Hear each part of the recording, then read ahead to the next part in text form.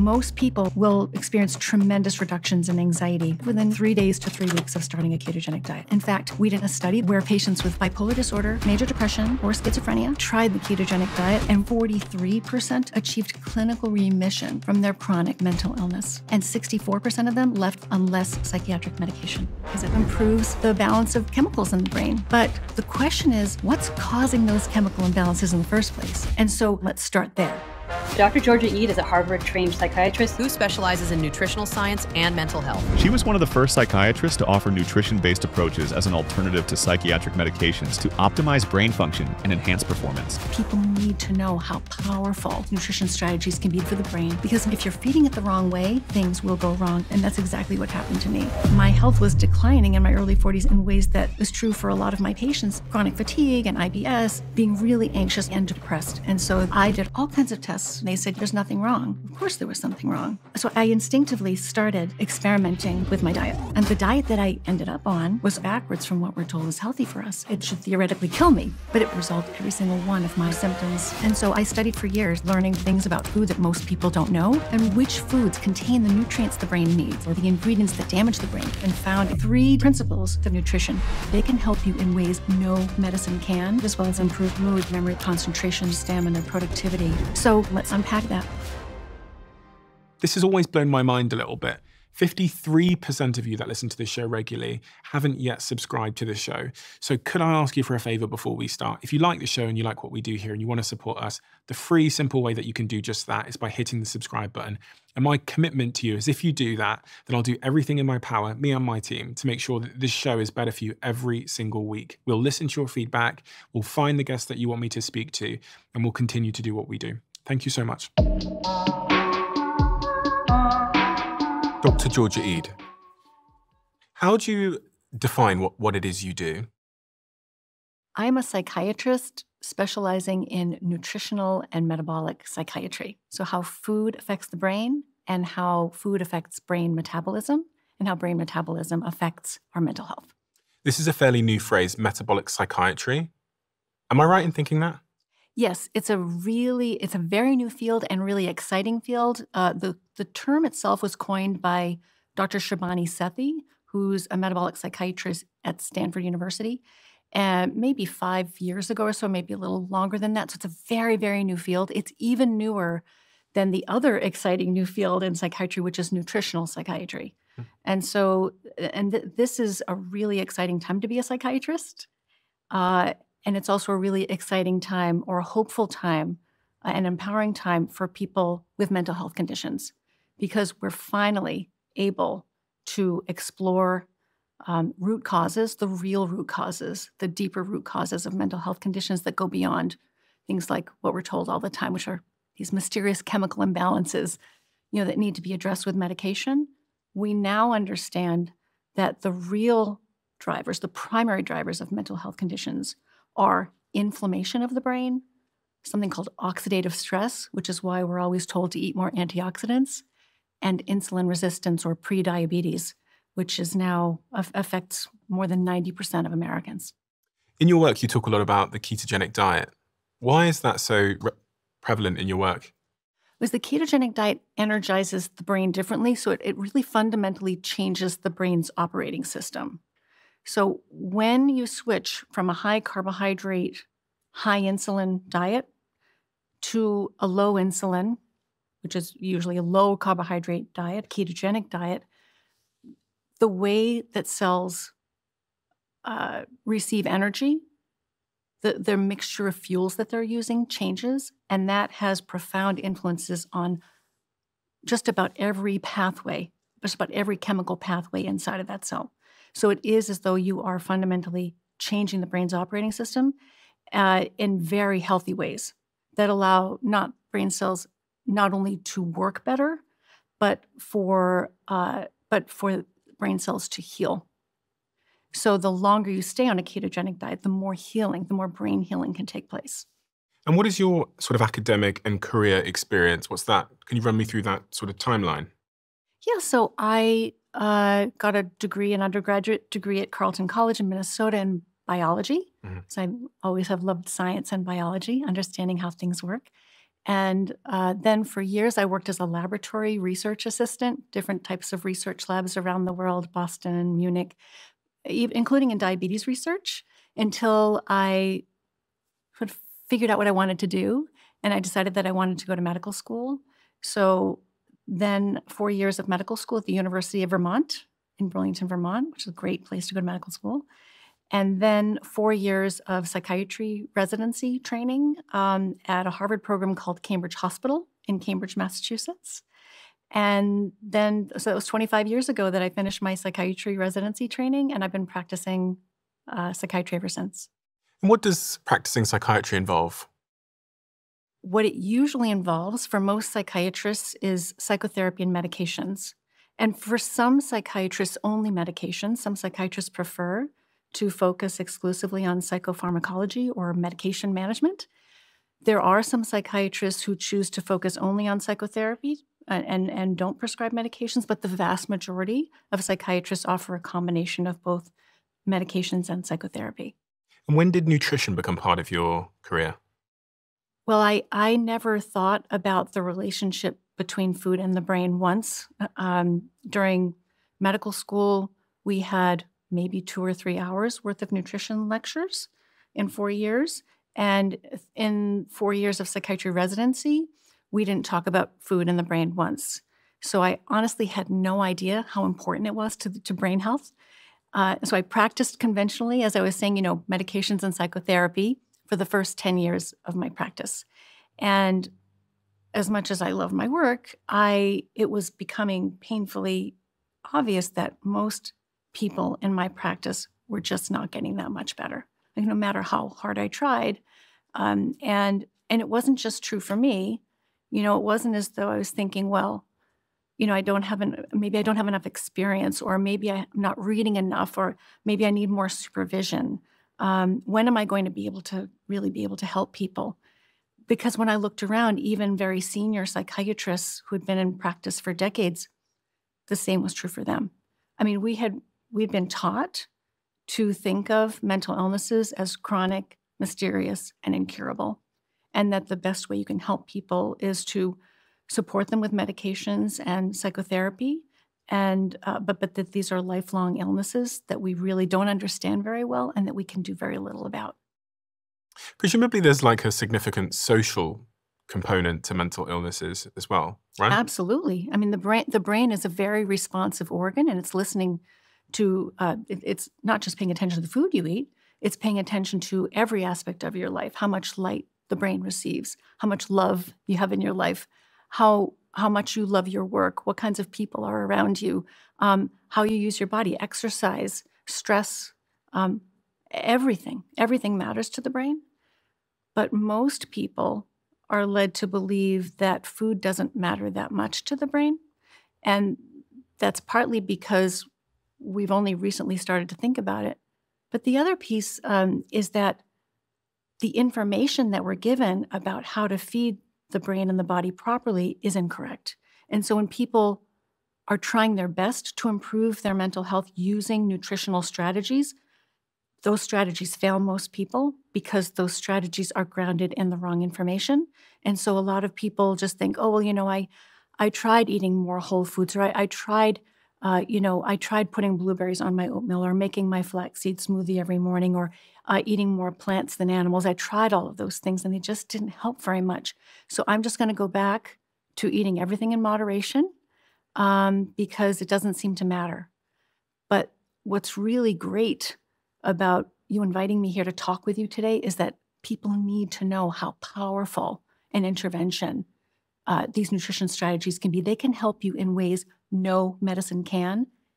In days to weeks, in many cases, people can experience meaningful improvement to their mood, their memory, their concentration, their stamina, their productivity, and their mental stability, their effectiveness in their lives, if they have the right information about how to change their diet. So you have to know which changes are the ones that are worth making, and they're not the ones we're used to hearing about.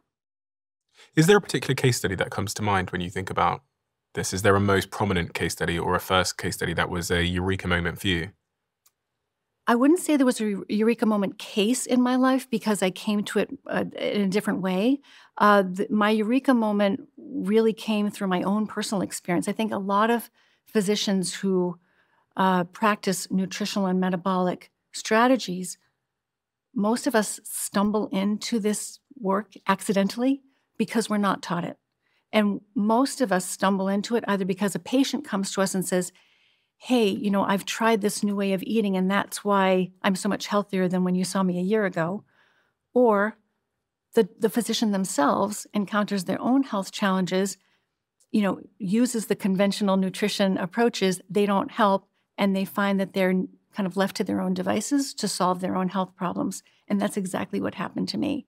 So when I was experiencing all kinds of health issues in my early 40s, despite doing everything correctly, eating low fat, low cholesterol, calorie restricted diet that was high in fiber, mostly whole foods, and exercising religiously, despite doing all of those things, my health was declining in my early 40s in ways that was true for a lot of my patients as well. And I had no idea how to help my patients with these issues. These were things like chronic fatigue and IBS and fibromyalgia and migraine headaches, very common in middle-aged people and older and even younger people nowadays. So when I encountered those issues, and I was working at Harvard at the time, I had access to all kinds of specialists, caring, intelligent, thorough.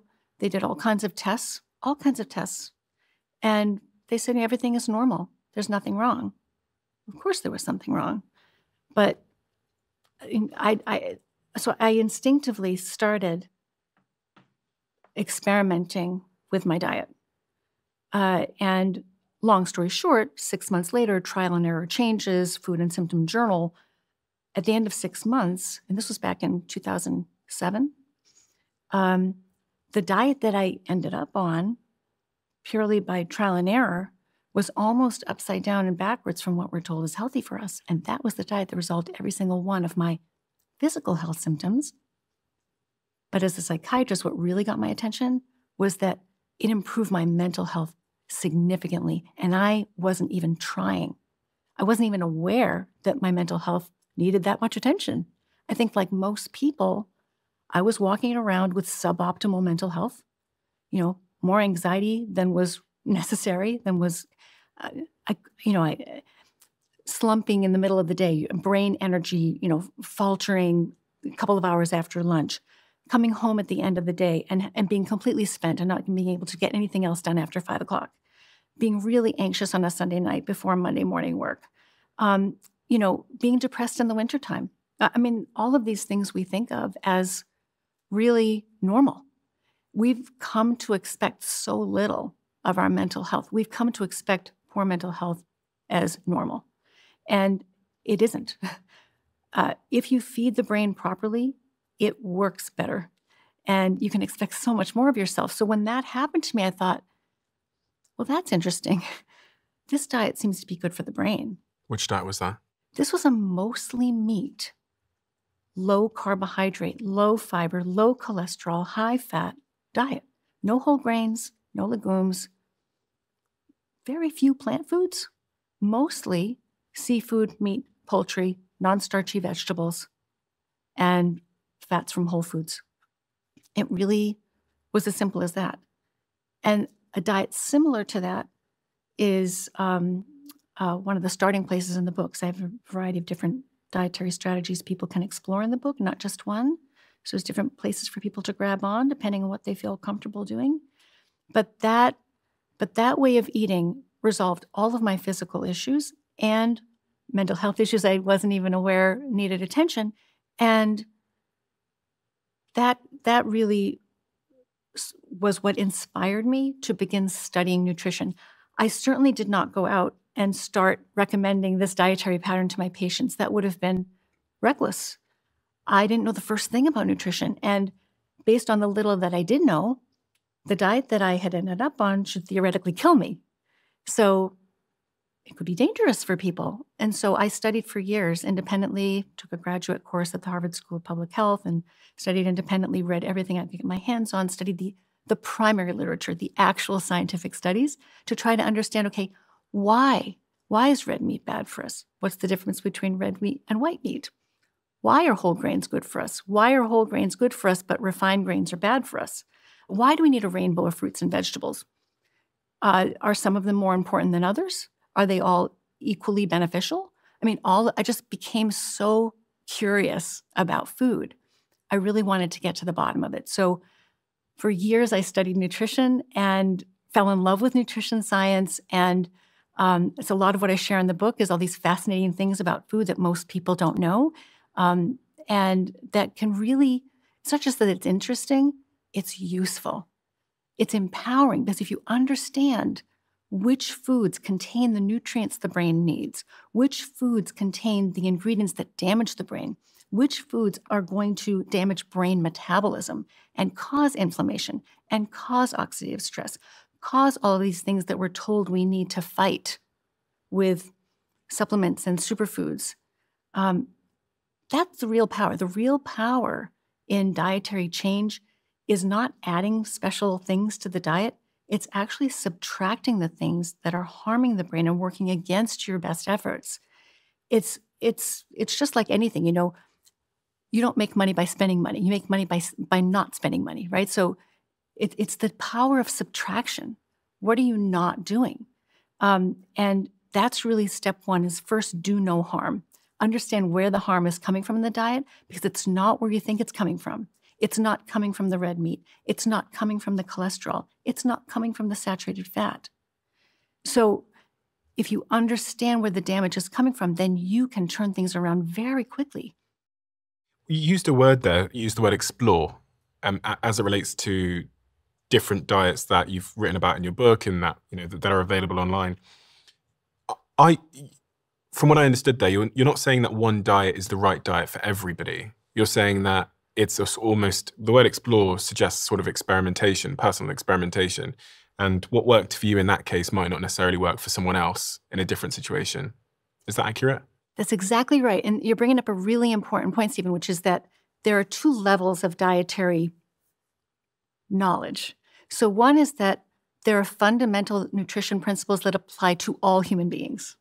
These are the rules. The cells require these nutrients, and you must consume foods that provide those nutrients to those cells, and you must exclude these certain ingredients that can damage those cells, and you must keep your glucose and insulin levels in the right range for your personal metabolism. You have to nourish, protect, and energize your cells. You must do that.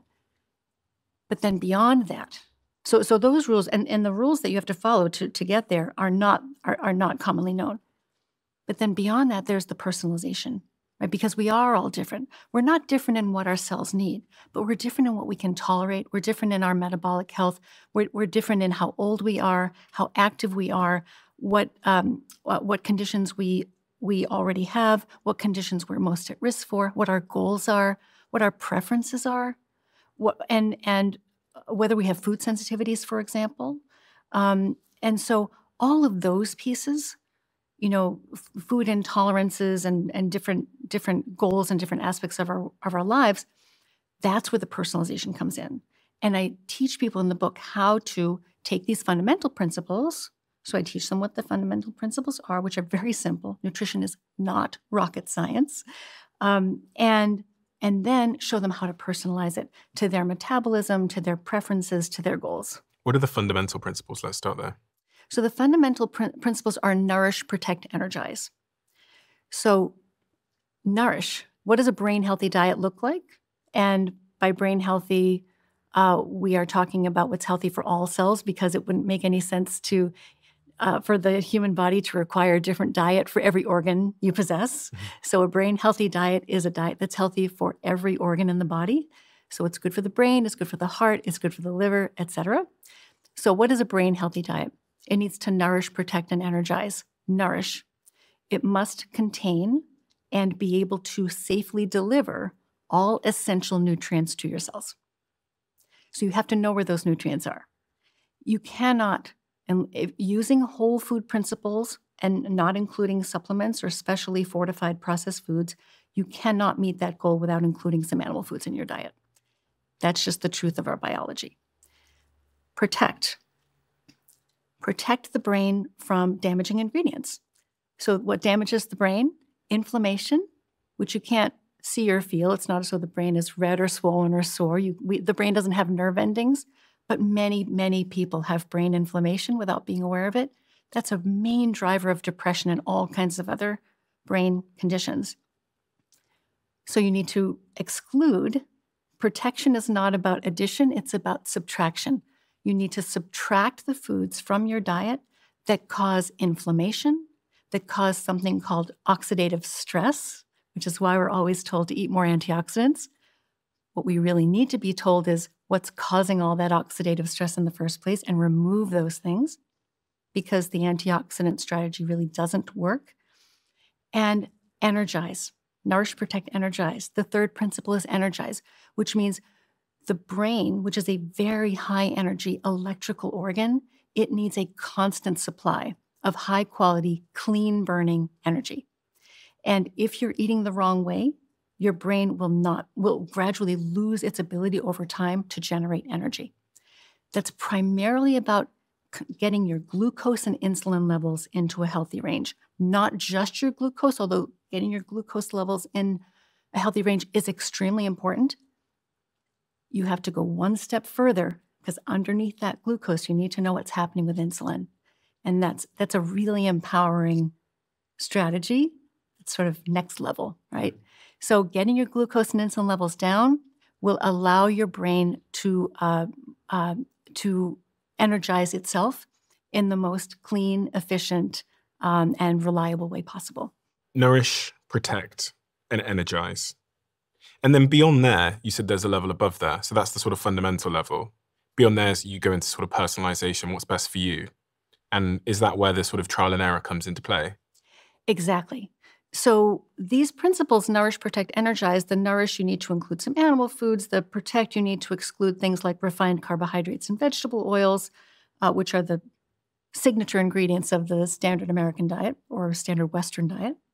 And the energize is the glucose and insulin levels, which for some people, this is a level of personalization begins here at the energize piece, because if you have excellent metabolic health, and we can talk about what that means, then you may not need to eat a ketogenic diet to properly to really get those glucose and insulin levels under control and thoroughly energize your brain cells.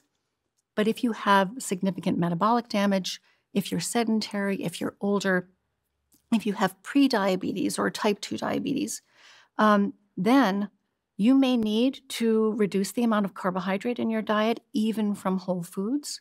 You may even need to go to a ketogenic level.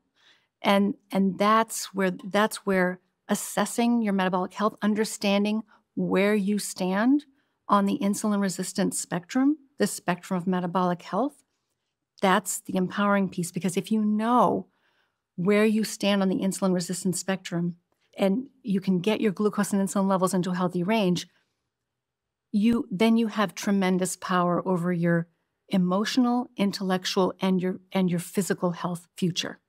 It's really the number one risk factor for almost all chronic diseases, mental and physical. So personalization starts with a metabolic personalization. So how much carbohydrate can you safely tolerate? That's one example. But then there's another level of personalization that has to do with how well does your immune system work? How robust is your gut function, your gut barrier? Many of us have lost our ability to safely and comfortably tolerate a wide variety of foods that we should be able to tolerate.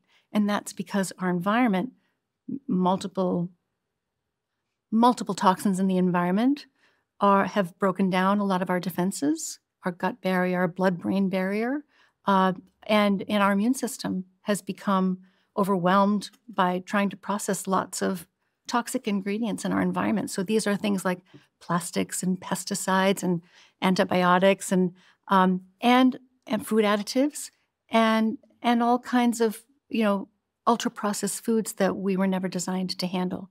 These are really stressful on the human body, and they do break down our defenses over time. So this level of personalization is very much about trial and error, but to save people some of that frustration of trial and error approaches, I give them very specific lists of foods that are more likely to be culprits than others. And so that helps cut back on some of the trial and error elimination. This keto diet, you did a study on the ketogenic diet. Got the study here, the ketogenic diet for refractory mental illness, a retrospective analysis of 31 inpatients. What is the ketogenic diet for someone that might not know? So a lot of people think, or they've heard about a ketogenic diet as a weight loss diet. They think of it, maybe it's a fad weight loss diet. They think of it as a very, very low carbohydrate diet. They might think of it as a diet that's very high in meat and dairy products. But actually, the ketogenic diet was originally created in 1921, more than 100 years ago, to stabilize brain chemistry in children with severe seizures. And this was long before the availability of useful seizure medications. So these were children who were having multiple seizures per day in many cases. And so the ketogenic diet was created back then, a very strict version of the ketogenic diet to get as close as possible to fasting without starving children to death. Because for millennia, people had noticed that those with epilepsy would often improve if they were fasting. But you can't fast forever. So how do you get close to fasting? This is the original fasting mimicking diet. How do you get as close to fasting as you can while still providing some nutrition?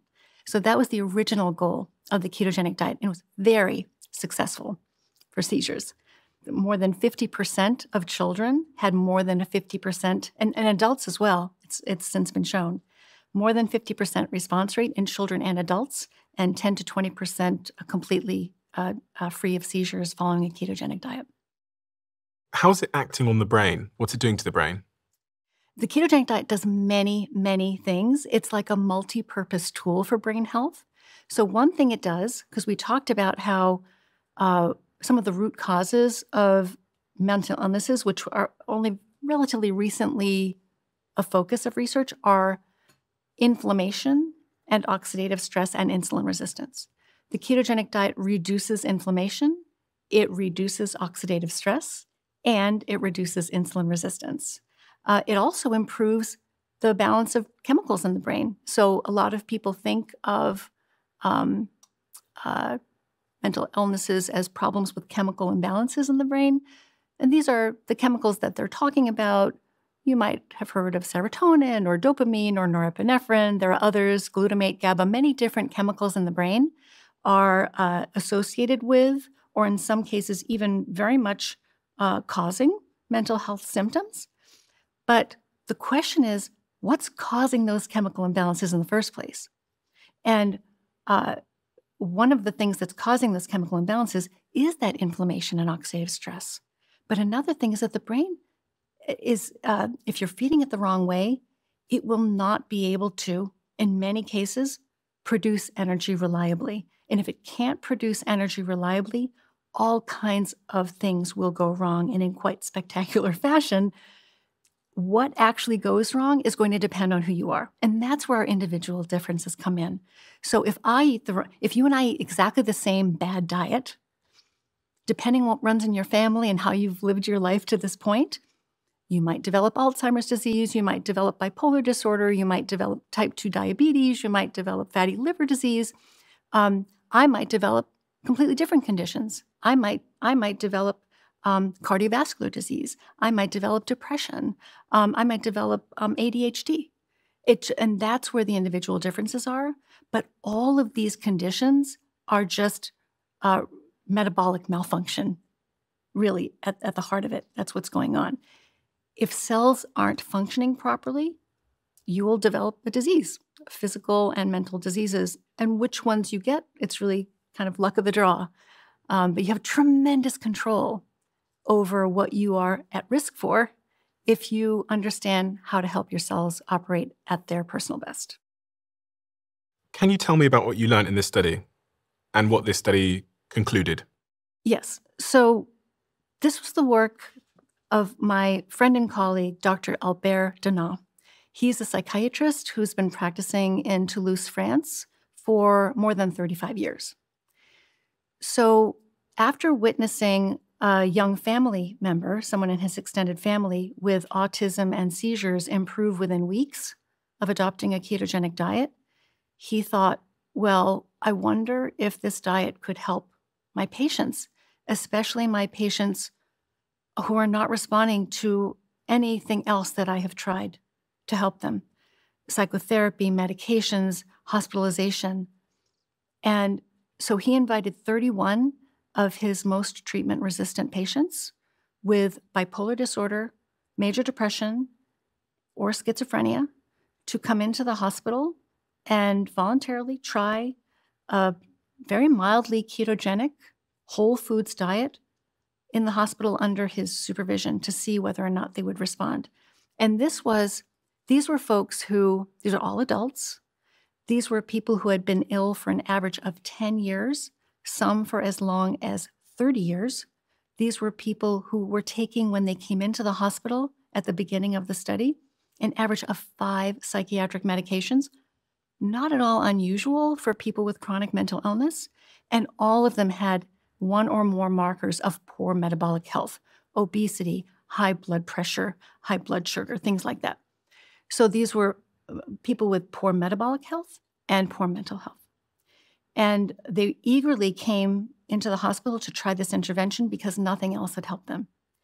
And what was remarkable about what he observed was that of the 31 people, 28 were able to stay on the ketogenic diet for more than 2 weeks, which is what you need to do to start to see benefit.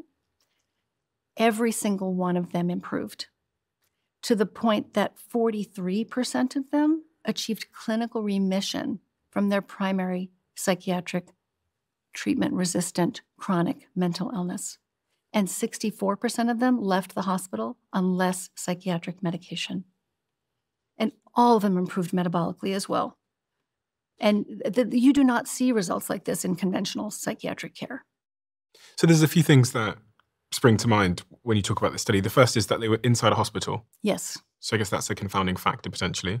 Oh, yeah. Well, a blessing and a curse. Yeah. So a blessing is that the diet was very carefully supervised. 6 days out of 7, they were allowed to go home on Sundays. Okay. And which still, I'm just mentioning, but they had a tremendous amount of support and supervision. Mm-hmm. And that's really, really helpful when you're switching from a standard high carbohydrate diet to a low carbohydrate diet.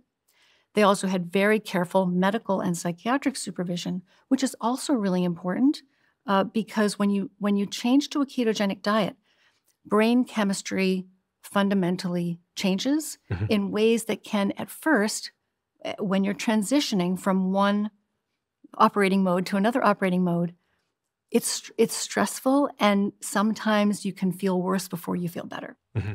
And medications can be affected. So medications need to be monitored. And everything changes. These are all really healthy changes. Your blood sugar can drop. Your blood pressure can drop, especially if you're taking blood sugar-lowering medications or blood pressure-lowering medications. If you switch to a ketogenic diet, it's so effective at lowering blood sugar. Many physicians who prescribe blood sugar-lowering medications for diabetes need to cut the diabetes medication in half on day 1 in order to prevent dangerously low blood sugar. Because you've got a medication that's lowering blood sugar, now you've added a diet that lowers blood sugar, mm-hmm. and this could be potentially dangerous. The diet on its own is not dangerous. It's the diet in combination with medications. So you need to know what you're doing. And so, yes. In the case of these 31 adults, so a certain proportion of them, was it 28 that managed to see it 28 through? of 31. Mm-hmm. 28 saw it through. Had I just restricted their calories, for example, but kept them on whatever diet they were on, would I have seen an improvement as well? That study has not been done to the best of my knowledge. However, you're bringing up a really interesting point. So what a ketogenic diet is it's really not about carbohydrate. The definition of a ketogenic diet is any diet that lowers insulin levels to the fat burning point, so that if you can't burn fat if your insulin levels are too high. And most people are walking around with insulin levels that are high 24 hours a day. They don't even come down overnight because people are just eating too much, too frequently, and the wrong foods. To get into ketosis or generate ketones, you need to lower your insulin levels to the fat burning point. And when you if you're burning fat vigorously, the liver will turn some of that fat, chop that fat into ketones, which are very small fragments of ready to burn fat. And these cross easily into the brain and can be burned for energy, and they can bridge any energy gaps that may be there, which many of us have. If these people had done the Mediterranean diet, would they have seen the same consequences? I imagine they were probably on the Western diet, like the American diet, which is ultra-processed, high sugar. So bringing them into a controlled environment and just depriving them of that would have surely caused, just that on its own would have been beneficial. Yes. So I wrote in the paper, I mentioned this, you're making a really excellent point, and I addressed this in the paper, is that because when you change from a standard junky modern diet to a ketogenic diet that's whole foods, you're changing a lot of variables, right? Mm-hmm. So how do we know that it had anything to do with the ketones, right? And this is a good question and a fair question, and we don't know the answer, but new studies are helping us to understand that. But before we get to that, I just wanted to say the point you're making is so important because there are lots of ways to lower your insulin levels. So you can lower your insulin levels through fasting, intermittent fasting. You can lower your insulin levels through exercise. You can lower your insulin levels through calorie restriction. If you restrict your calories below 750 grams per day, many people will go into ketosis. That's another version of a fasting mimicking diet made popular by Dr. Walter Longo. So there are many ways to lower your insulin levels. The ketogenic diet is just one way to do that. But the ketogenic diet is the only way to safely, sustainably maintain a state of ketosis long term. So you can get into ketosis using these other strategies, but you can't fast forever. You can't exercise all day long. You can't restrict calories below 750 for the rest of your life. But you can safely and comfortably eat a well-formulated ketogenic diet, which is very low in carbohydrate, moderate in protein, not excessive in protein, and relatively higher in fat, depending on your energy needs, indefinitely.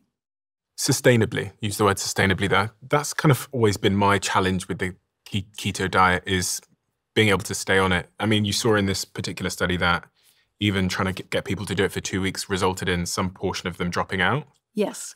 Why is it so hard to stay on the ketogenic diet? I've managed to do it for, I was saying to you before we started recording, once a year, around this time of year, I do it for about 8 weeks. And it has a really profound impact on a lot of my life. It helps me feel more focused. My body composition radically changes faster than any other diet or thing that I've ever tried, faster than just exercise alone. I sleep a little bit better as well, I noticed. But you've been doing it for a long time. You've been doing it for roughly, almost 10 years? For the better part of 12, but more often, I'll say, I've been following a ketogenic diet for 12 years. Mm-hmm. And I agree with you, it's not always easy. I'm not perfect about it myself, but I have been on the ketogenic diet the lion's share of the last 12 years. It being hard is an important factor. Yes. Because when you're trying to prescribe it to somebody who has got, treatment-resistant depression or is really suffering in some way, I imagine they'll find it even harder than I do. Yes and no. Okay.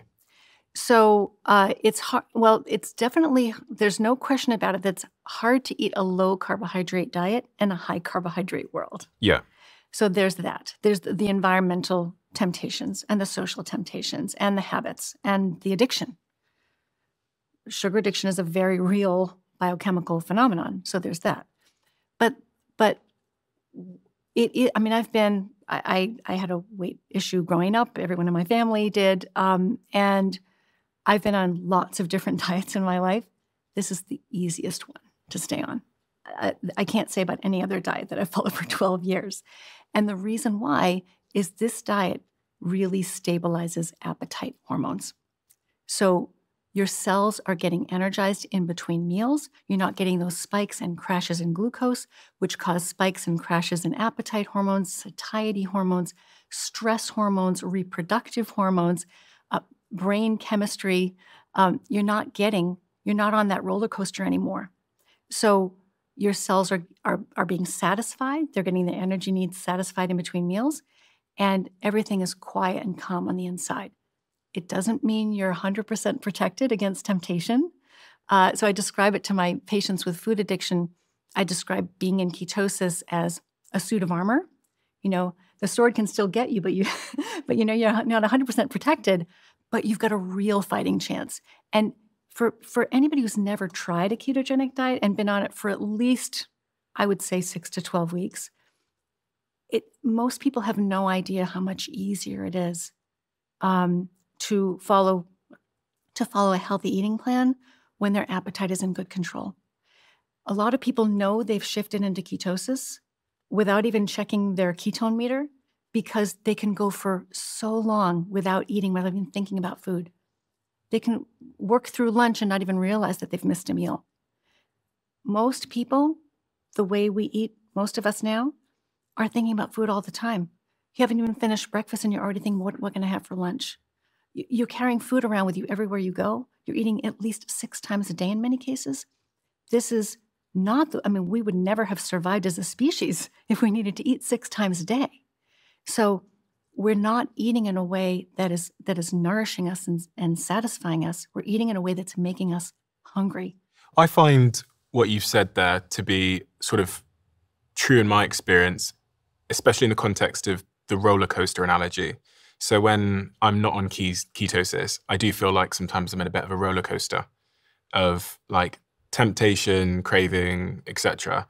And then when I do ketosis and I get past the first week or two, the roller coaster seems to stop. Right. I'm off the roller coaster. It's then maybe 6-8 weeks later, you're busy, life happens, you're traveling, you're tired. That temptation creeps in, and it just takes that one moment of weakness in my head to then fling me off ketosis, and all my effort is gone. And in my head, the way I've always thought about it, and I'm sure this is wrong, but I've thought about it like it takes a couple of days to get into a state of ketosis, and then once you're in, and I usually get a headache on my way into ketosis. I feel a little bit bad on the way in, Mm-hmm. and then once I'm in there, it's fine. So when I have something that breaks my keto, this is what I refer to, me and my girlfriend talk about it, but I've broken my keto, or whatever. I think, oh my God, I've got to go through another headache and another 5 days of, getting back into it. What is that correct? It's a very common experience because there are these adjustments that happen inside with your physiology as you're shifting from one operating system to another. When you're shifting from a carbohydrate burning system to a more, you're shifting your ratio of your fuels. So the body and the brain are hybrid engines. So we're never burning 100% fat. We're burning a mixture of fat and carbohydrate. When you're shifting from a system that's fueled almost entirely by carbohydrate almost all the time to a system where you're burning more fat than carbohydrate, that's uncomfortable for some people, shifting back and forth, especially if what they have, if the reason why you've, quote, broken your keto is because you've had something that has a lot of refined carbohydrate in, a lot of sugar or flour in it, for example.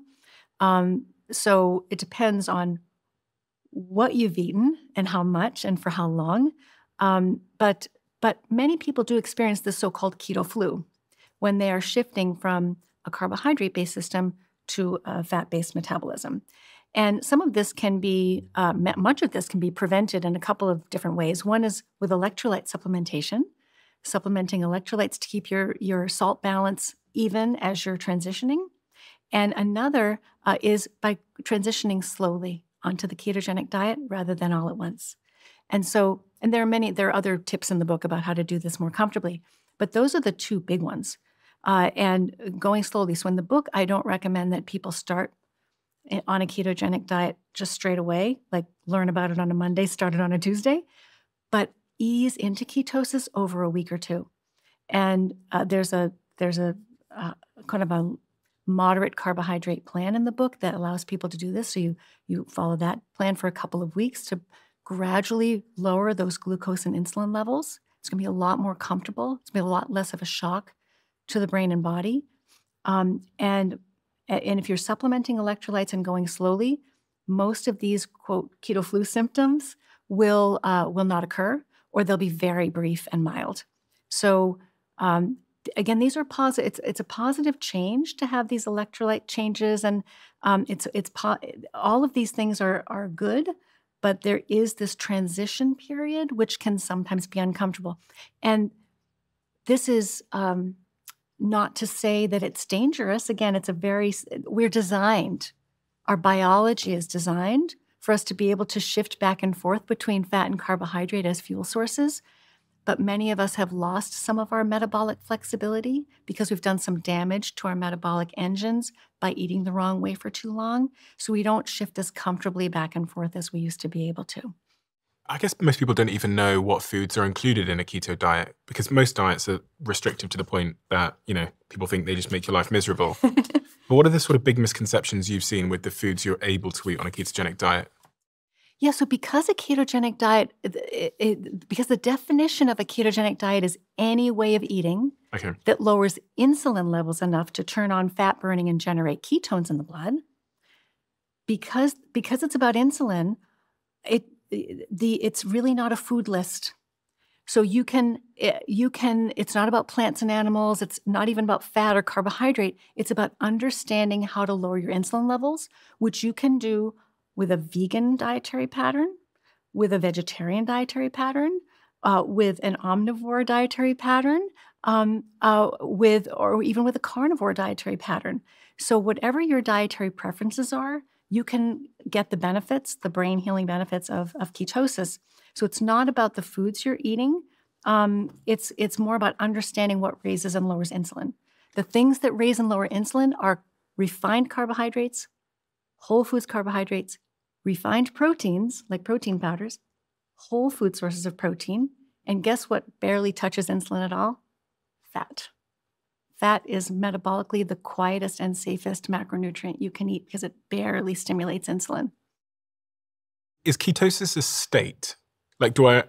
Is it like a binary state? Like now I'm in ketosis and now I'm not? So yes, but there's yes.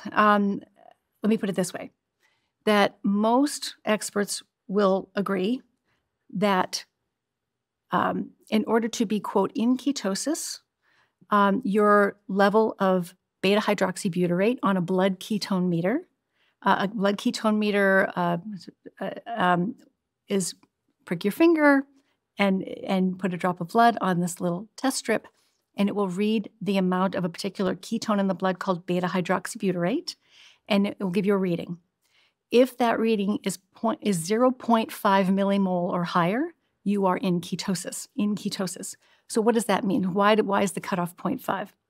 Because three things have to happen for you to get to at least 0.5. One is your glucose levels have to come down.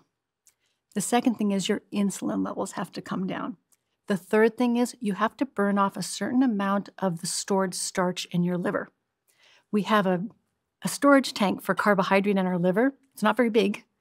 It holds less than a day's worth of carbohydrate because really as animals, we're designed to store energy as fat. Carbohydrates there for quick energy, emergency, short term. The fat, for better or for worse, we have almost an unlimited capability to store fat. We can store months and months and months worth of fat. And so, but we can only store a very small amount of carbohydrate. So if your storage tank in the liver is full, your body will not switch to fat burning because it says, oh, we've got plenty of starch to burn. Let's start there. Once it comes down to a certain point, the body goes, oh, we're running out of energy. Let's go to fat now. And that's when the liver will start breaking fat down, whether it's fat on your body or fat from your plate, and start chopping it up into these ketones. And so those three things have to happen. And once that happens, you'll see the ketone levels rise on the meter. So most people who are not eating a ketogenic diet are walking around with ketone levels either undetectable or they're 0.2 or they're 0.3. They might float up into above 0.5 every once in a while if they're not eating for a long time or if they've just exercised. But for the most part, most people eating a typical diet are not in ketosis. And when you get above 0.5, a lot of metabolic magic starts to happen because there are lots of pathways in the body and brain that are not very active unless you're in ketosis, and those are the healing pathways. the recycling and maintenance and cleanup pathways, the recovery pathways. All of us, this is something that I came to appreciate a number of years ago as I've been studying this, is that there are many people, unfortunately or fortunately, there are many people who discover with mental health issues that they need to be in ketosis long-term in order to be well. But I've become convinced by the science that all of us need to be in ketosis, at least intermittently. All of us need to spend some time in ketosis on a regular basis, or else we can't heal. We'll only be, it's like a manufacturing plant where the plant is just running 24/7, 12 months a year, and they never take time to replace the parts or clean up the floor, or they never do any maintenance work or repair work, and so eventually everything breaks down. And when you say ketosis, again, you're not saying the keto diet, you're saying the low levels of glucose and insulin? Exactly. In the blood. And that can be achieved by calorie restriction, potentially fasting, I guess you could achieve it, and other diets like the Mediterranean diet if administered in the right sort of doses, right? Well, we should come back to the Mediterranean diet in a minute, but first, the first part of your question is important because ketosis is, you can, as you said, you can get into ketosis a variety of different ways. If you're eating properly, and this would have been our evolutionary heritage, our ancestors, especially our prehistoric ancestors, they didn't have access to these lots and lots of refined carbohydrates a long time ago. They were eating carbohydrates from whole foods, fruits and starchy root vegetables, right? And so even grains and beans are very, very relatively much newer sources of carbohydrate. So let's think about fruits and vegetables. But so they would have been, we can only guess, looking at their diets. We don't have proof of this, but think about it. If you're eating in a way where your insulin levels are allowed to come down overnight, if you're eating a balanced diet, so to speak, but it's got everything it needs in it, and it's not giving you exaggerated spikes in your glucose and exaggerated spikes in your insulin, and you're not eating 6 times a day or all day long, your insulin levels will naturally come down overnight, and that will allow you to go into a healing mode. So I believe that if people have the right information about what a healthy diet is supposed to look like, they may not even need to, in many cases, especially if you're younger or athletic or don't have a lot of metabolic damage already. You may not need to lower your carbohydrate intake during the day. You might just need to be careful about what kinds of carbohydrate you eat and how often. So, for example, it's known that in children who are eating a regular diet, many of them wake up the next morning in ketosis. They're metabolically much healthier than we are as we get older. So they're much more metabolically flexible. So now they didn't go on a ketogenic diet. They were eating a regular diet.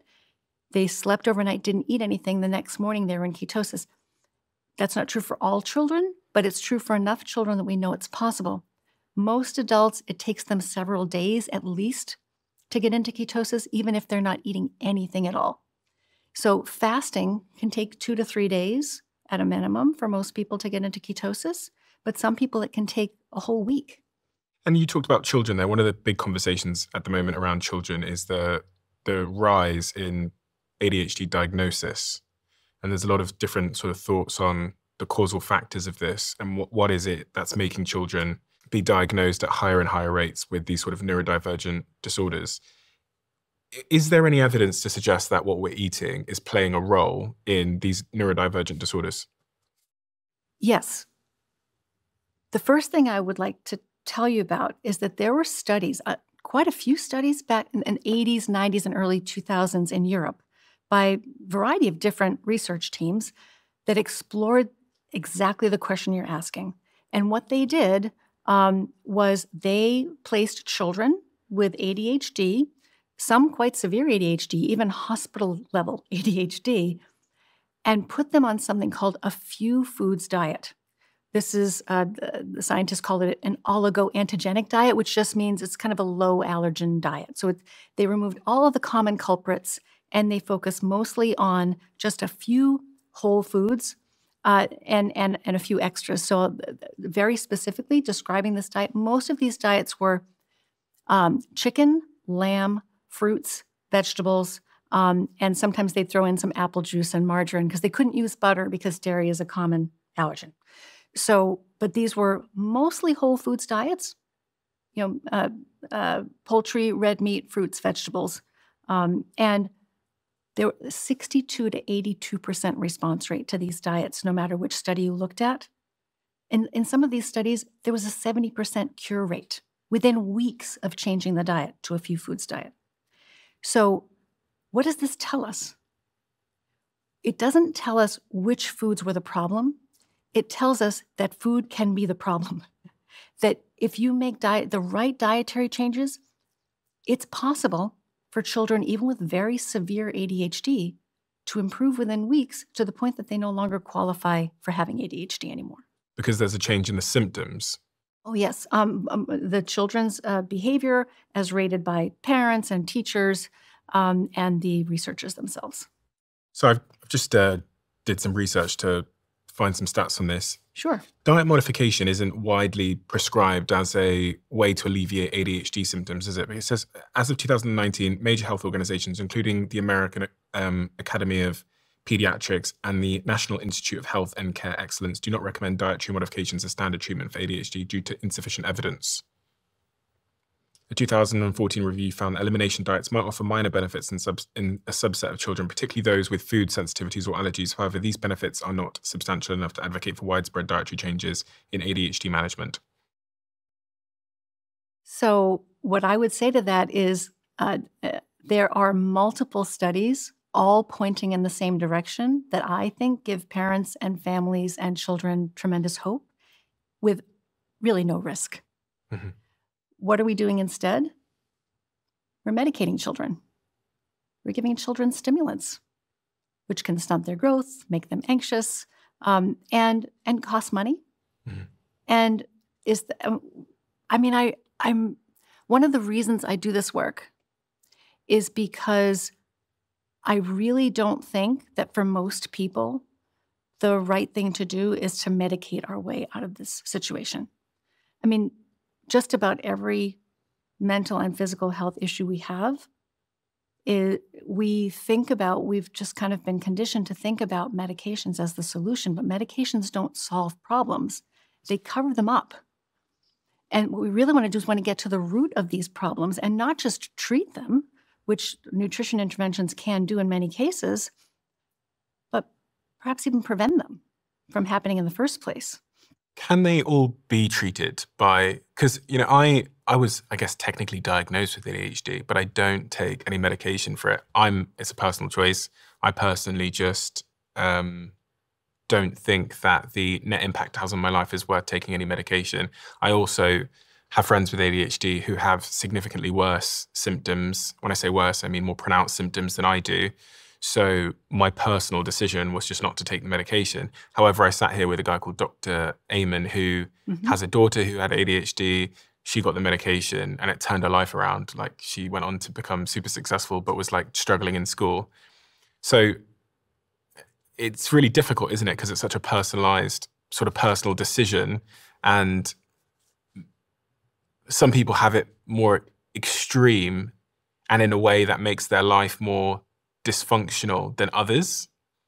And some of my friends do really say, they say, I took this medication for my ADHD or my attention issues or whatever, and it's been revolutionary for me. They just they just offload on me how profound it's been for them. So I guess it goes back to being a personal. It does, but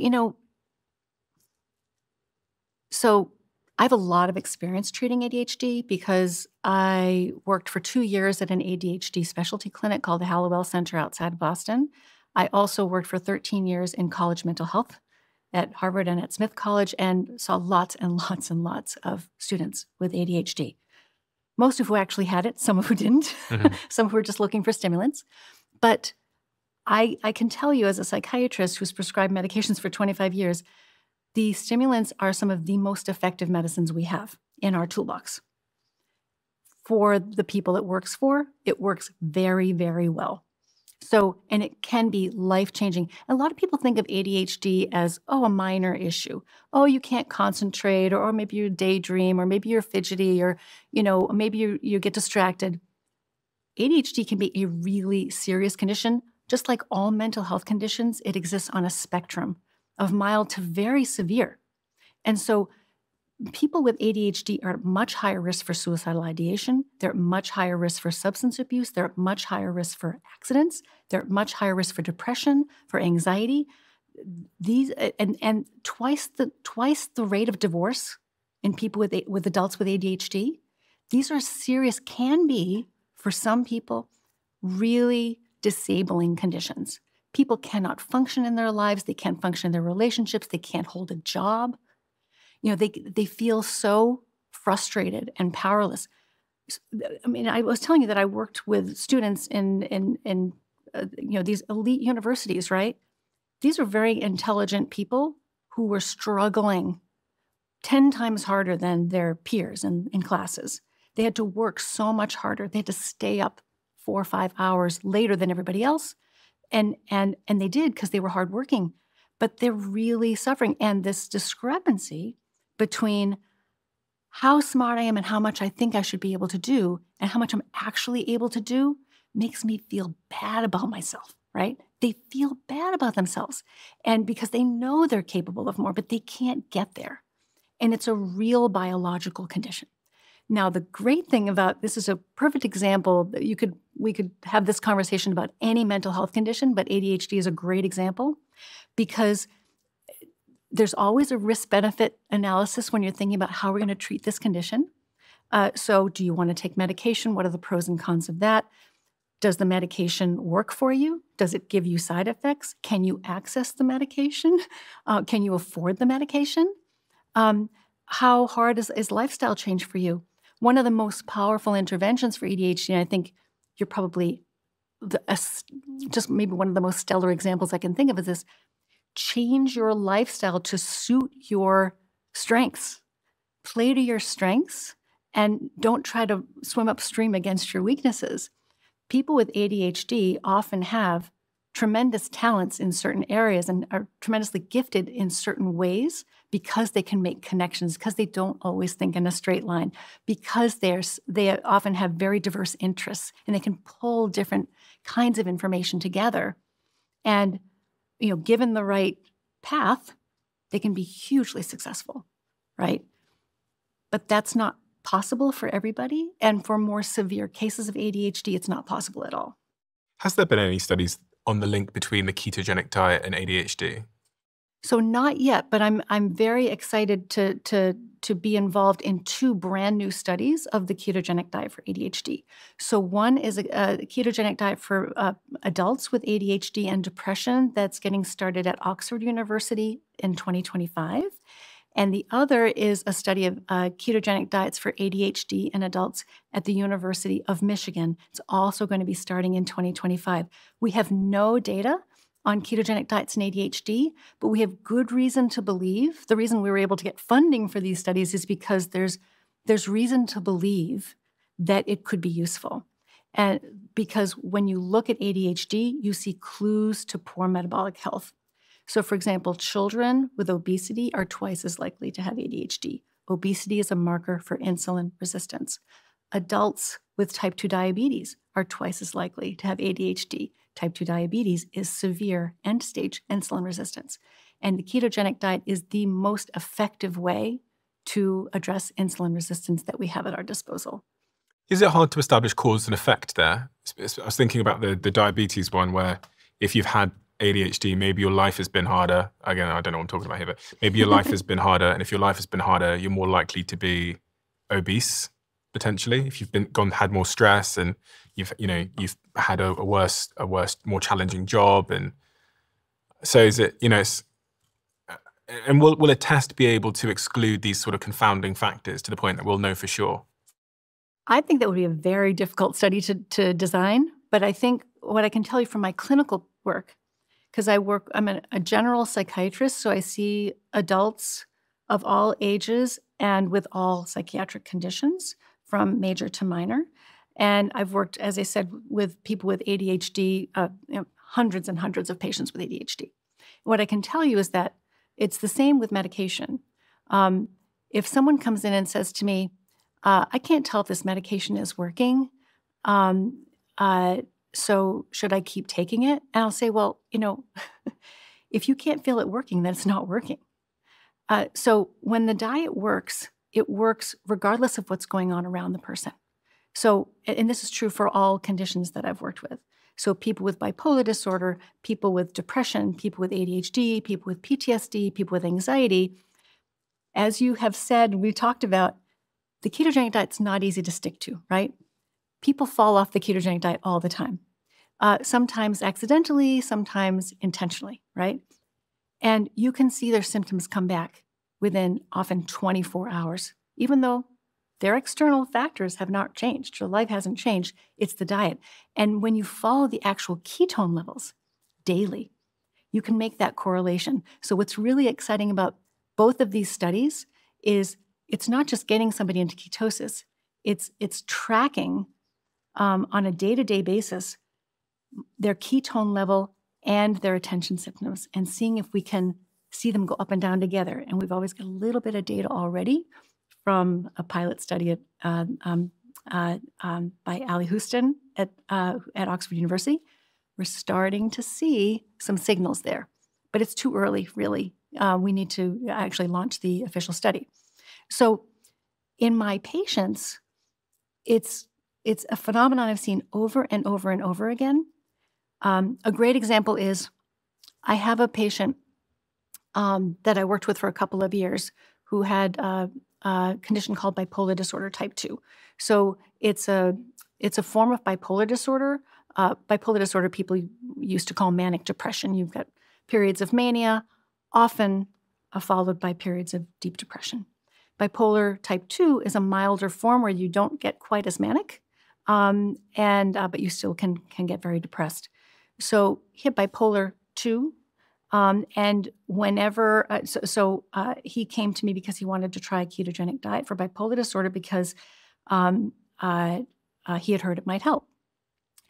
So the other issue he was dealing with was that he and his wife were having some difficulty in their relationship that had started up a few years before. And, every time they got into an argument, he would want to die. And he would start to think about ways of killing himself. Every single time he went on the ketogenic diet, the suicidal ideation went away, even though his wife had not. So he used to associate the depression with the marriage, but he learned over time to associate it with his metabolic state. That when he was in ketosis, he could then imagine other ways of coping with the stress in his marriage other than just killing himself. So a lot of people say to me that the ketogenic diet gives them this space. It allows them to pull back and see things from a different perspective. It buys them time, perspective. It's like a buffer so that people aren't reacting as reflexively to difficult situations. The situation hasn't changed, but people are able to deal with the situation in a more effective way. They feel they have more control, not just over their emotions, but also over their behaviors and how they react to situations. At my company Flight Studio, which is part of my bigger company Flight Group, we're constantly looking for ways to build deeper connections with our audiences. Whether that's a new show, a product, or a project, it's why I launched the Conversation Cards. I've relied on Shopify before, who's a sponsor of today's podcast, and I'll be using them again for the next big launch, which you'll hear about soon.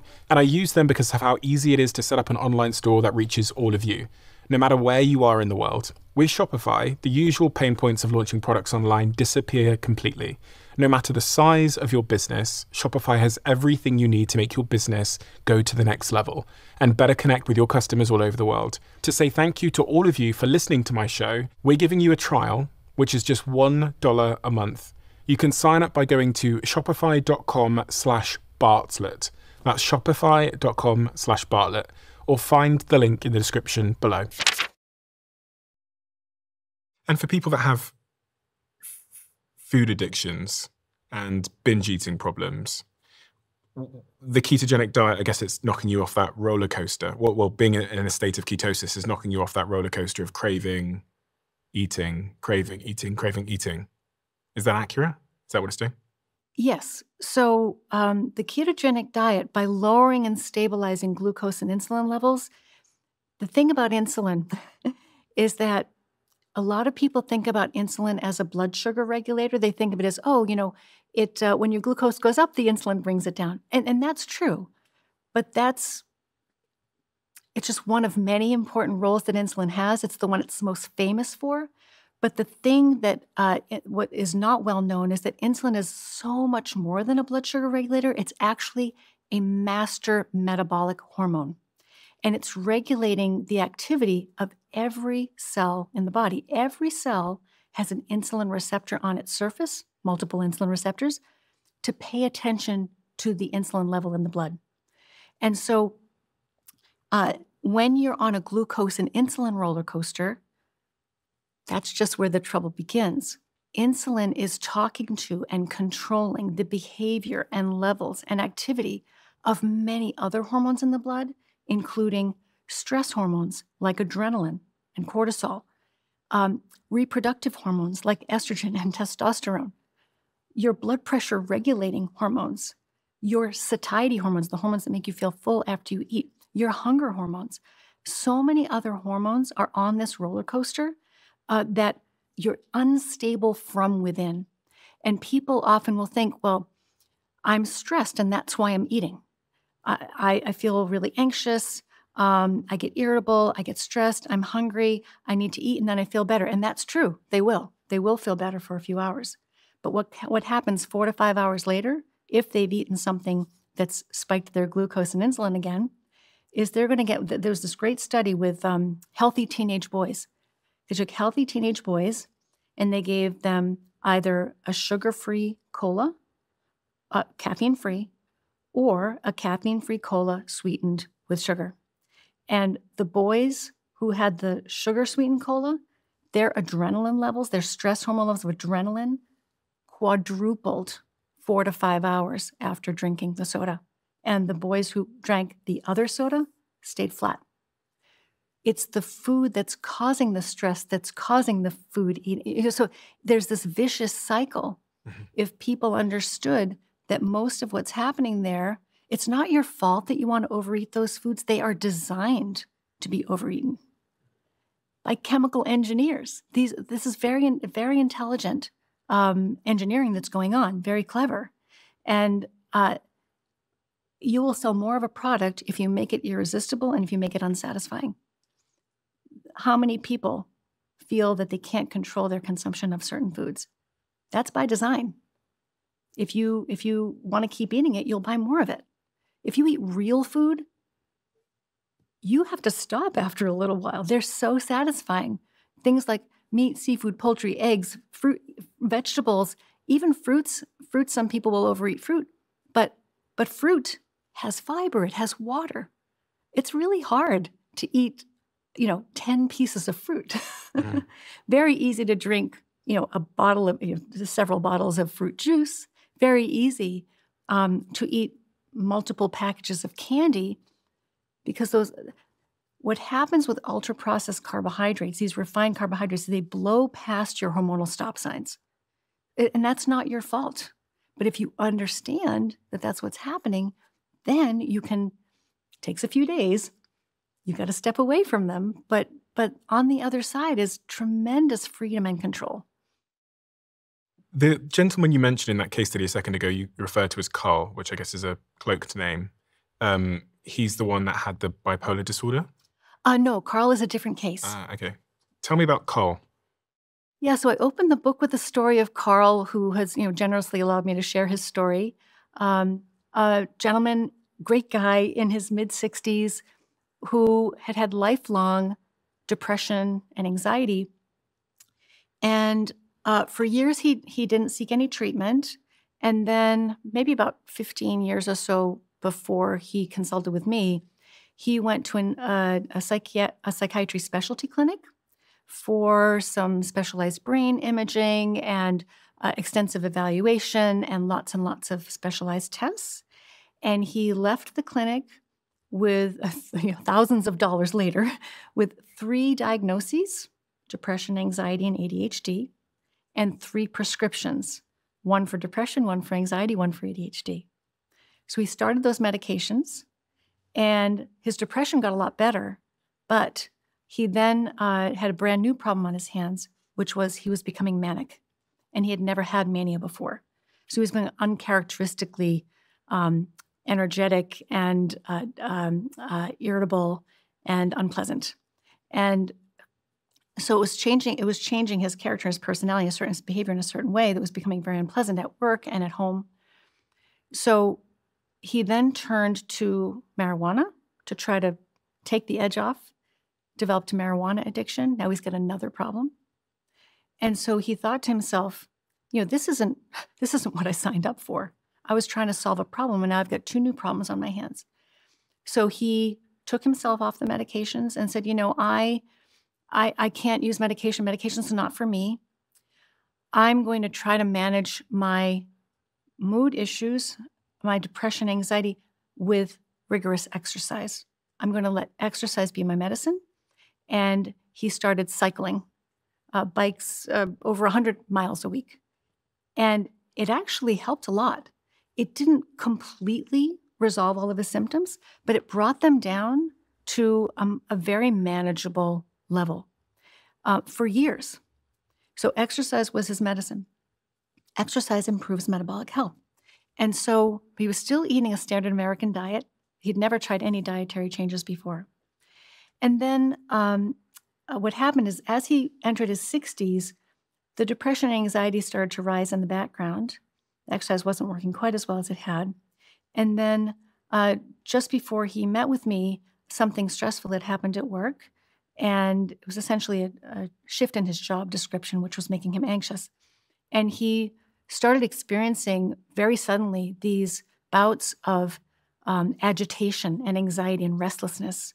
And exercise being his medicine, he would cycle on the weekends, and at night, if it was happening on a weeknight, a work night, he would be walking because he couldn't bike at night when it was dark. He would walk sometimes 8, even 25 miles to try to get rid of this excess energy. And he said, I don't have time for this. I can't exercise enough to keep my symptoms under control.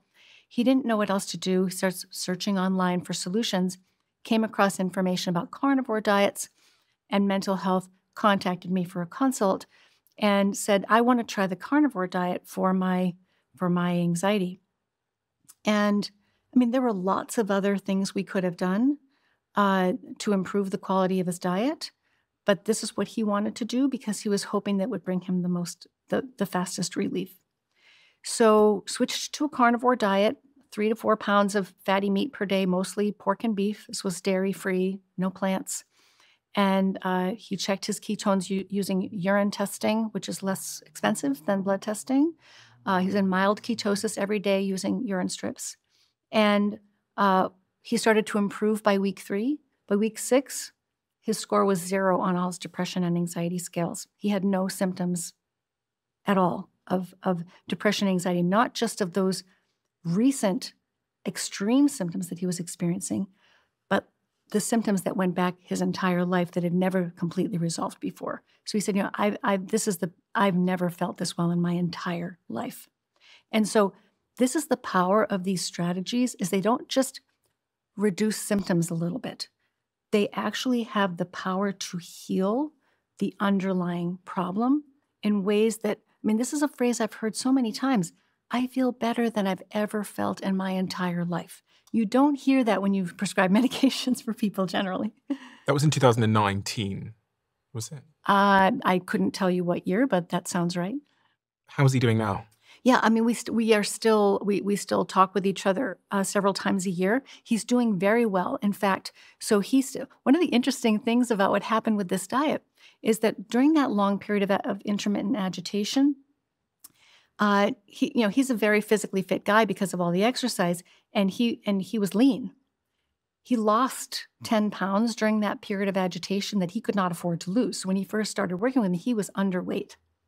And despite eating 4 pounds of fatty meat per day, he couldn't regain that 10 pounds unless we added back some carbohydrate into the diet. This is really this is a subtle point, but for athletes, sometimes, especially in the early phase of the transition, there needs to be a certain amount of carbohydrate in the diet to support high performance. He didn't stay on the carnivore diet? No, he did not. So he was on the carnivore diet for many months, and then but because he couldn't regain that weight, I asked him, I said, well, I think we need to put some carbohydrate in to help you regain this weight. And so I asked him which foods he missed the most, gave him a list of whole foods to choose from. And the things he missed most were potatoes and yogurt.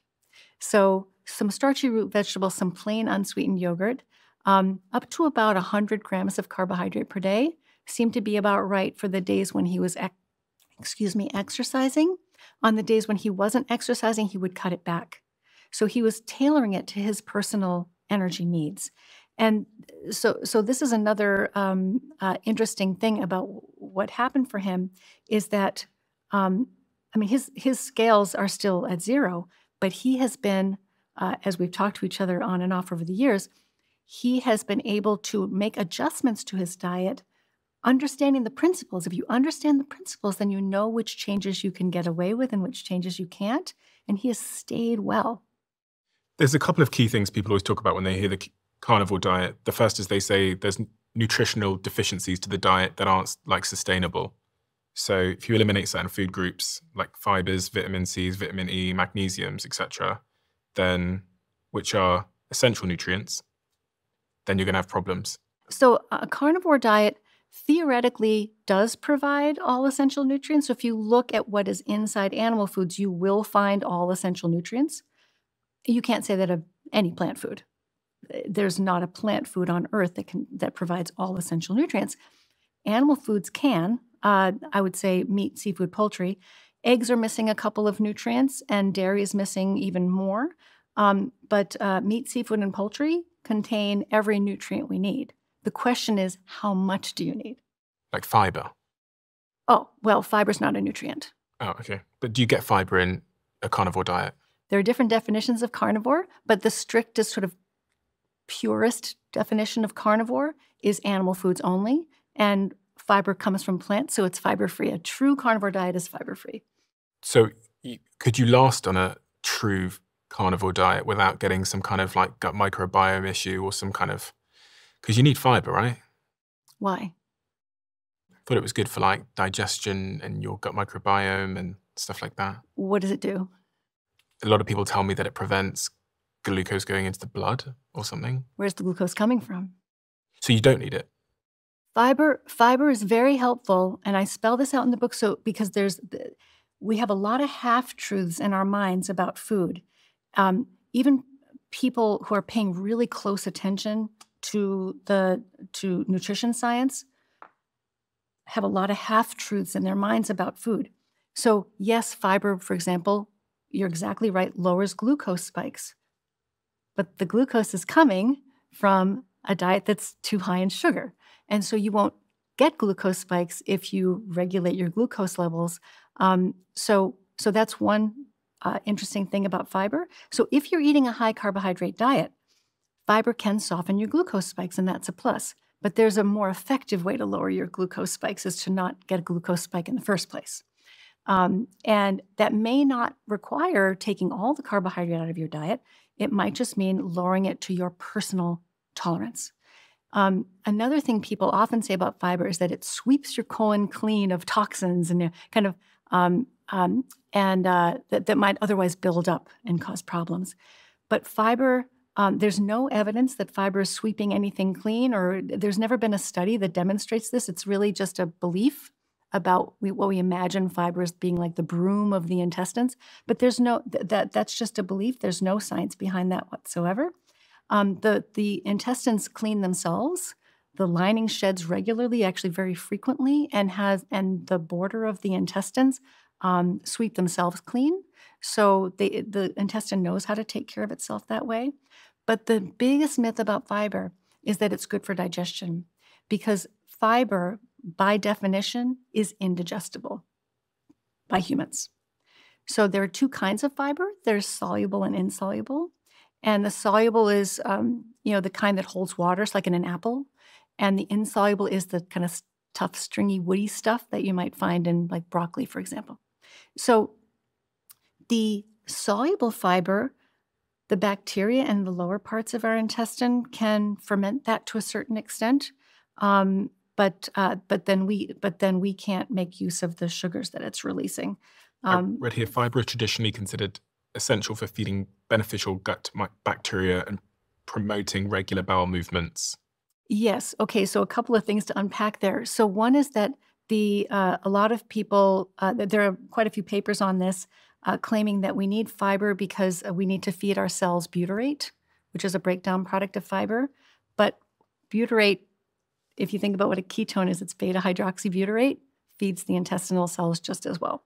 So you don't need to eat fiber to feed your cells butyrate. If you think that the cells need butyrate, then you can get it from a ketogenic diet. So I explain that in the book too, is that there's more than one way to generate that molecule.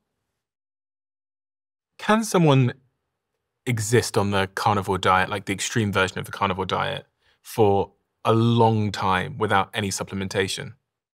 So we really don't know, and we really don't have any long-term data on any dietary pattern. I think this is really important for people to understand, is this very common criticism of diets that we feel uncomfortable with or might be worried about, like ketogenic diets or carnivore diets, because they're so different from what we're told we're supposed to eat. There's a lot of fear and worry about them. And so we'll often think, well, okay, it's normalized my blood sugar level. I used to have type 2 diabetes. I've lost 50 pounds. My depression went away. I normalized my coronary artery calcium score, so I'm at lower risk for cardiovascular disease. My triglycerides came down. I feel better. In every way, like all of my health markers have improved. And so when you show people study after study after study of a ketogenic diet, improving multiple aspects of metabolic health and physical health and mental health, it's cured my seizures, it's cured my bipolar, whatever it was. The last thing somebody could say is, well, yes, okay, it's made you extraordinarily healthy now, but I wonder what's going to happen 20 years from now. Mm-hmm. Nobody can tell you that because there's no way you could design a 20-year-long study of any diet. So you could say this about the Mediterranean diet. You could say this about a carnivore diet. You could say this about a vegan diet. Well, vegan diet, unsupplemented, is fatal. It has dangerous nutritional holes. So why aren't we saying this about vegan diets when we can look at a vegan diet and see that it's incompatible with human life unless you eat fortified processed foods or supplement, which most people in the world cannot do. We look at a carnivore diet and you can actually find all of the nutrients in these animal foods, and that's the diet that you're more worried about because theoretically, long-term, something bad might happen. Now, I am not at all saying that a carnivore diet is the right diet for everybody, or that it's even the right approach for everybody to consider. But I think we have to keep an open mind and stay curious and look at the biology of food and allow people to make their own. I'm nutritionally pro-choice, which means if you came to me with a mental health issue, I would support you in optimizing the diet of your choice and making it as brain healthy as I possibly could, because it's very important that you feel comfortable with the diet that you're eating. And so there are lots of ways to do that. But I think it's really important, and one thing I encourage people to do in my work and in my book is to open our minds and get curious about food, the biology of food, the biology of the brain, because most of what we hear about nutrition doesn't come from biology. It doesn't come from clinical experiments or information about how cells work or about what's actually inside food. It comes from this type of study called a nutrition epidemiology study, which is just questionnaire-based guesswork. Untested theories about what we should eat. Most of what we believe about nutrition is untested theories, wild guesses, and wishful thinking. Many of the people that choose a keto diet do it for very sort of superficial reasons. Sure. I think it's probably one of the reasons why I do it once a year for a couple of weeks. Why does it help you to lose weight? Is that, again, just because of calorie restriction? So it's insulin. So everybody out there who's trying to lose weight, they need to know one thing, and it works. If you cannot burn fat if your insulin levels are too high. So if you know what raises insulin, you can turn that insulin knob down. If you know how to do that, you will lose weight. It's a biological fact. So when you turn down insulin, you will burn fat. So a ketogenic diet, you can't produce ketones unless your insulin is low enough.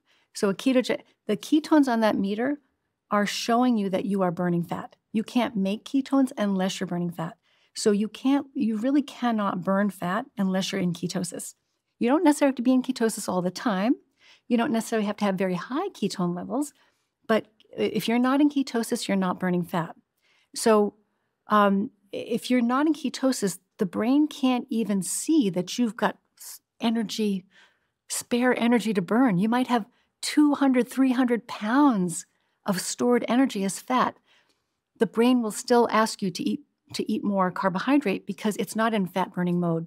So it's in carbohydrate burning mode. When it's hungry, it's going to look for more carbohydrate. You have to teach it.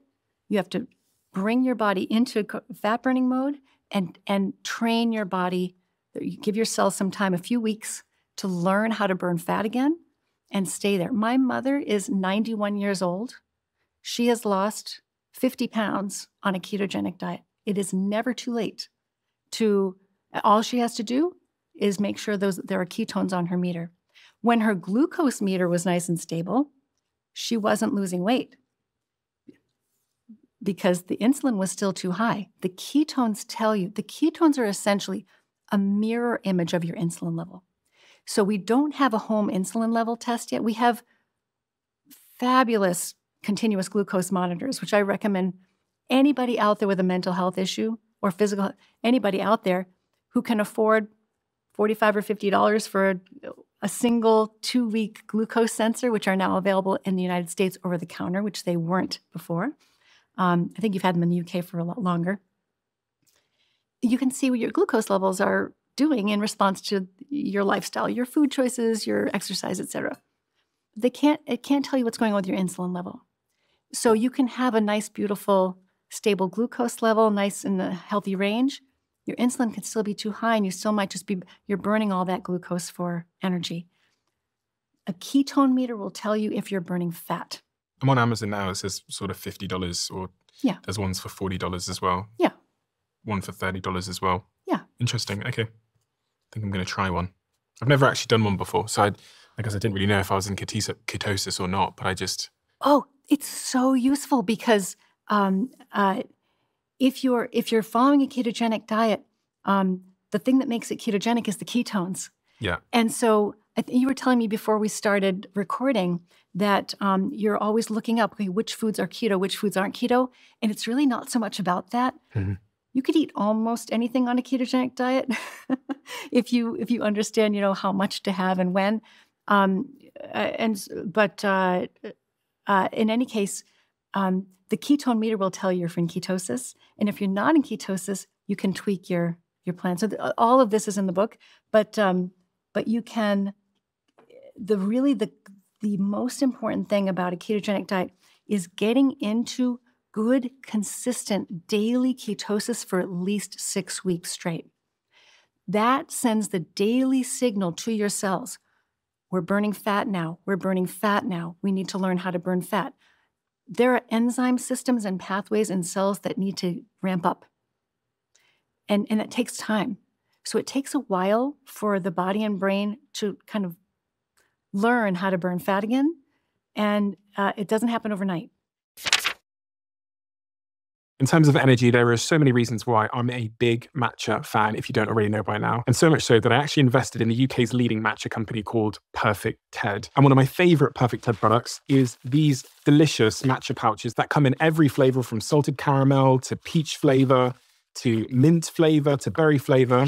One of my favorites is this vanilla flavor, which I'm going to make in just 2 seconds. You just take this mixer here, get a little bit of the powder, pop it on top of the shaker like that, put the lid on, Shake, shake, shake. Delicious.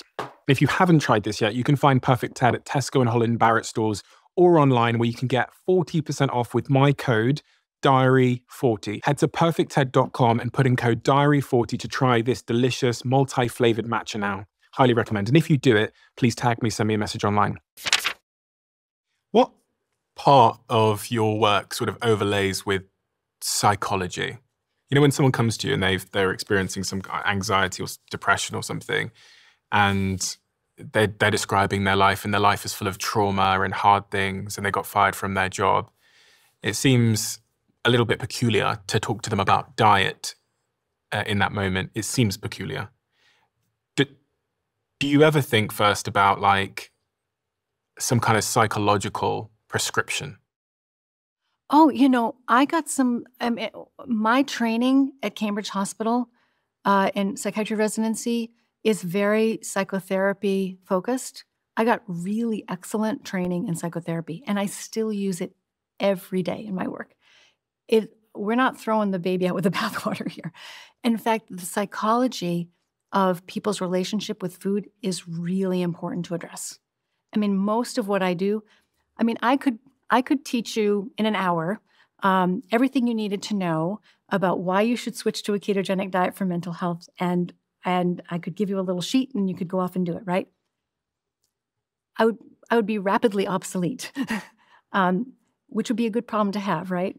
But what actually is happening, most of the work I'm doing is not about, here's the science, here's why you need to do it, here's what's happening in your brain, here's the food list. It would be so easy if that's what it were. We are human beings, and we have really complicated relationships with food. We have history with food. We have spiritual attachments to food, cultural attachments to food, political beliefs about food, and a lot of us have addictions and attachments to food that go back a long way. So most of it is about helping people understand and sort of hold their hand through that process of making that behavior change. And whatever's going on in their life is also important. So how do you approach that with your patients? So in the first interview with somebody, I usually take 90 minutes to 2 hours when I'm first working with a patient, and I might do that 2 or 3 times before we actually begin discussing what to do with diet, because I really want to understand all of the different pieces of the puzzle, not just, oh, what are you eating? Here's what you should eat. Mm-hmm. That doesn't work for most people. And because there are going to be challenges that come up. And if the better I know that person, the better I can help them through those challenges. So it's definitely not, it's not like I hand them a prescription for a diet and send them out the door. I love understanding where people are coming from, the challenges they're facing in their lives, and how that all intersects with their metabolic health, their exercise. Why are they not exercising? How is their sleep? How are their relationships? Who in their life is supportive of them changing their diet? Who in their life is skeptical and worried? And because that could be a major factor for people. If one person in the family wants or needs to go on a ketogenic diet for mental health and nobody else in the family thinks it's a good idea, that's really tough for people. You've got to plan for all of that and talk it through. Say, okay, here are the roadblocks we might face. How are we gonna deal with these when they come up? So I could give many, many examples, but the psychotherapy, the psychology of it is why using ketogenic diets to treat mental health conditions is usually best done as a team.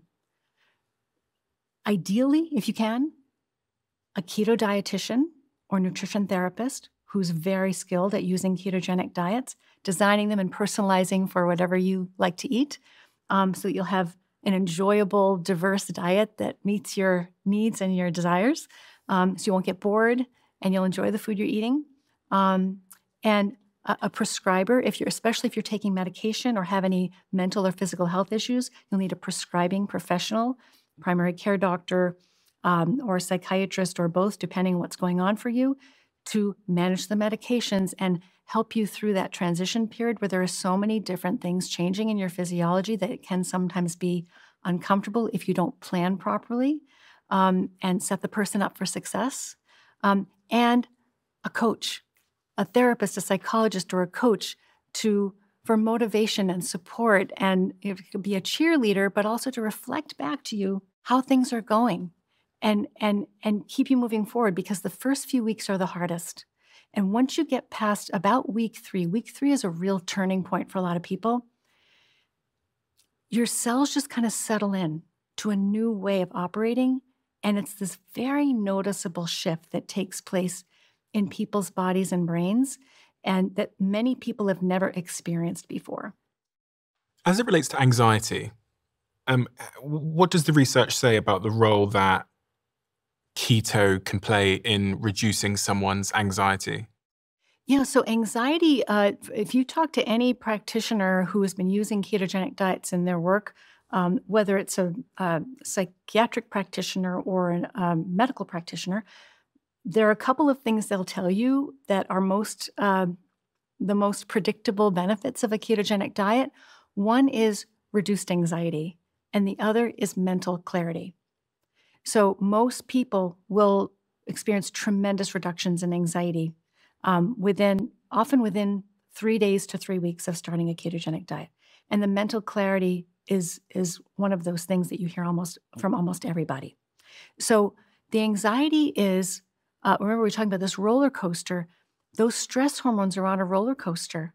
Life can cause stress, and stress can unbalance your chemistry. There's no question about that. But your food can also do that. Your diet can also unbalance your stress hormones. So, and this comes back to your question about, life stressors. You don't want to ignore those because they still count and they're still affecting your metabolic health. Stress raises your cortisol levels, and cortisol levels are dangerous for long-term brain health, high cortisol levels. Most mental health conditions come along with dysregulated or poor regulation of cortisol levels in the brain. And too much cortisol can over time damage the brain, including the hippocampus, which is the brain's learning and memory center. So stress, whether it's coming from inside the body from the foods you're eating or outside the body from your life, both of those need to be addressed, not just the dietary stress. There's some studies that I just found. A 2023 systemic review examined the efficacy of low-carbohydrate ketogenic diets in treating mood and anxiety disorders. The review highlighted potential benefits, but emphasized the necessity for randomized controlled trials to establish definitive conclusions. That was the Cambridge University Press. And slightly separate to that, on serious mental illnesses, I think you talk about this in your work as well, a 2024 pilot study conducted by Stanford Medicine investigated the effects of a ketogenic diet on participants with schizophrenia and bipolar, and participants reported improvements in energy, sleep, mood, and quality of life, suggesting that ketogenic diet may stabilize brain functions in serious mental illnesses as well. Really, really fascinating. Really fascinating. I never really thought about the ketogenic diet's impact on my mental health. I used to think, be honest, the reason I do it is helps me become more focused. It changes my body composition. And really at the end of the year, for me, or at the start of the year, it's a nice way to kind of reset. That's kind of how I see it. I want to come into the year feeling good and strong and focused. So I do it over sort of Christmas, New Year, January time every year with my partner.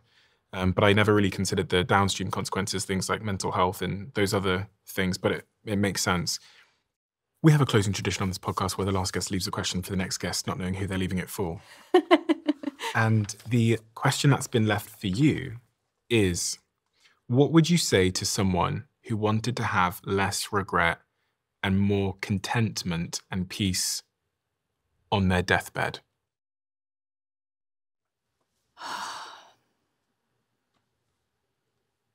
I'm trying to think about what, for myself personally, what I would have regretted. You might want me to say that I would have regretted not having written this book, and that's true. But honestly, it's about finding a really good, healthy relationship in your life. I mean, if I hadn't accomplished that in my life, I would have more regrets than not writing this book. Thank you. Thank you for writing this book, because it's such a comprehensive analysis of this poorly understood link between the things we put in our mouth and the impact it has on our mind holistically. And I don't think enough people, especially if we think back decades, even thought to really uncover this sort of link.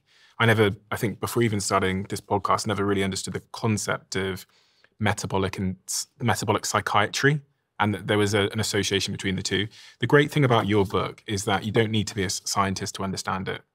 It's clearly written for people like me who don't have a profound knowledge of science and medicine and psychiatry, but are able to learn and advance the decisions we make just by reading your book. It has been such a smash hit for so many people. I was looking at some of the reviews earlier on and people really, really love it. You published it this year, January? January. And I highly recommend anyone that is intrigued by any of the subject matters that we spoke about today to go and get a copy. I'll link it below. And it has some extraordinary people on the back some of which I've interviewed, at least one of which I've interviewed, in Jason. Is there anything else you wanted to say about who this book is for? Yeah, I mean, I really want people with mental health conditions, even if they think they've tried everything, if you're willing to try one more thing, hope is on the menu. A powerful plan to improve mood, overcome anxiety, and protect memory for a lifetime of optimal mental health. Thank you so much for the work that you do. Thank you very much, Stephen, for your work. Do you know that 80% of New Year's resolutions fail by February? It's because we focus too much on the end goal, and we forget the small daily actions that actually move us forward. Those actions that are easy to do are also easy not to do in life. It's easy to save $1, so it's also easy not to. Making one small improvement each day, one tiny step in the right direction, has a big difference over time. And that is the 1% mindset, which is why we created the 1% Diary, a 90-day journal designed to help you stay consistent and focus on the small wins and make real progress over time. It also gives you access to the 1% community, a space where you can stay accountable, motivated, inspired, along with many others on the same journey. We launched the 1% Diary in November and it sold out. So now we're doing a second drop. Join the waitlist at thediary.com and you'll be the first to know as soon as it's back in stock. I'll put the link below.